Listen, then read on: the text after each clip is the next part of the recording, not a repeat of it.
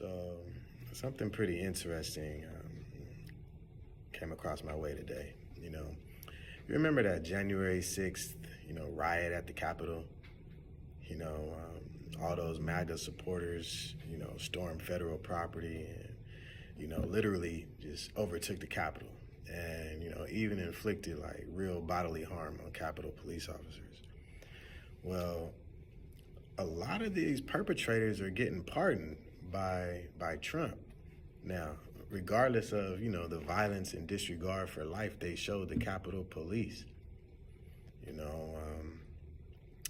These pardons are like vehemently hypocritical because, Trump and his supporters have always, been like real intense supporters of police, whenever the case is of killing an unarmed black man or woman. When Mike Brown was shot and killed, it was Blue Lives Matter.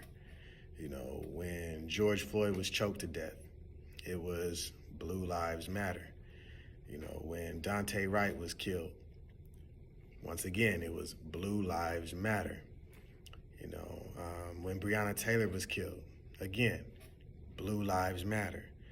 But when blue lives are attacked by affluent, privileged white lives, blue lives no longer matter. Blue lives are like insignificant and meaningless in comparison to affluent, privileged white life. It just made me think, this hypocrisy. Policing in the U.S., it really originated, with poor whites during slavery. They were so destitute and poor because they had no shot at employment since, slavery basically took care of the labor force, which left many whites in abject poverty for all those hundreds of years that slavery existed. So, they were kept in poverty and illiteracy by the elite, and they became the first police as slave catchers, and they enforced the slave plantation system. Policing gave them, this sense of power over black life, even though they remained very, very inferior to the wealthy white class. Historically, law enforcement has never been truly respected among affluent whites.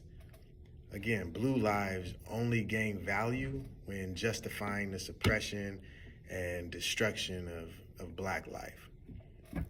So no better person to speak to the hypocrisy than the capital of the police chief, than the police chief capital himself, So, hey, stay aware and stay solid.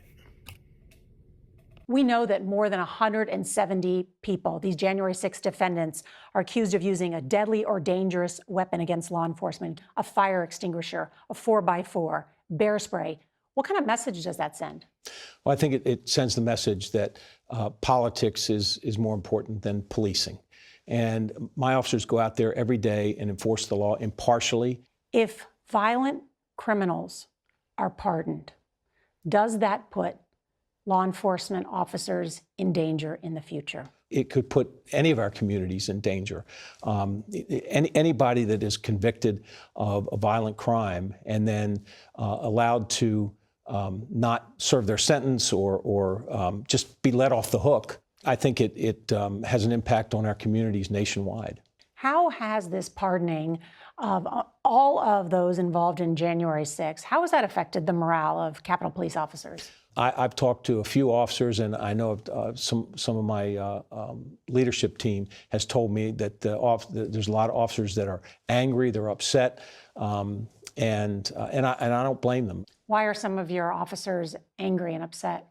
Well, because they believe that they were doing their job properly that day, and this sends a message to them that somehow it was okay for these folks to do the things that they did.